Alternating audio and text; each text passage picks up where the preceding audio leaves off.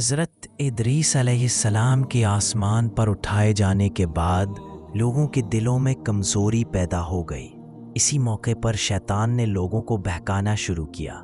اس نے کہا کہ تمہارا رہنما اب تمہارے درمیان موجود نہیں، اس لیے تم اکیلے ہو۔ اس نے لوگوں کو پتھروں کی طرف مائل کیا تاکہ وہ نیک لوگوں کی یاد میں انہیں دیکھتے رہیں۔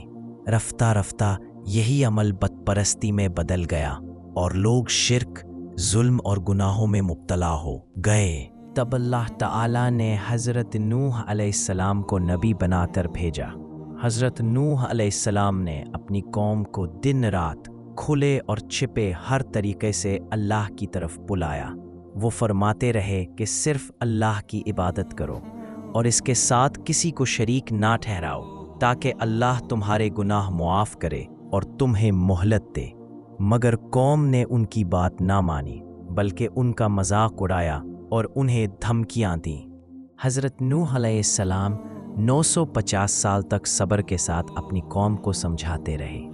جب انہیں یقین ہو گیا کہ اب یہ لوگ ایمان نہیں لائیں گے، تو انہوں نے اللہ سے دعا کی۔ اللہ تعالیٰ نے انہیں حکم دیا کہ ایک عظیم کشتی تیار کرو، کیونکہ اب عذاب آنے والا ہے۔ حضرت نوح علیہ السلام نے اللہ کی نگرانی میں کشتی بنانا شروع کی۔ قوم انہیں دیکھ کر ہنستی رہی کہ وہ بیابان میں کشتی بنا رہے ہیں۔ پھر وہ دن آ گیا جس کا وعدہ کیا گیا تھا۔ ایک تنور سے پانی ابل پڑا، آسمان سے موسلا دھار بارش ہونے لگی اور زمین سے بھی پانی نکلنے لگا۔ حضرت نوح علیہ السلام کے ساتھ ایمان والے لوگ کشتی میں سوار ہو گئے اور اللہ کے حکم سے جانوروں کی جوڑیاں بھی کشتی میں داخل ہو گئیں۔ طوفان بہت شدید تھا۔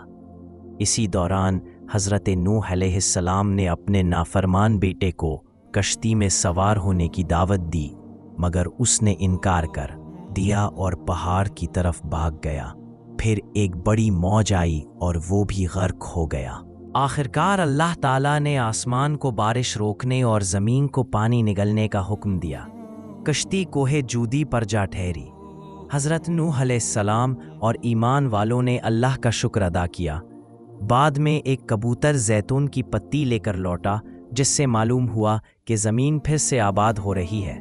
اس کے بعد ایک نئی زندگی کا آغاز ہوا۔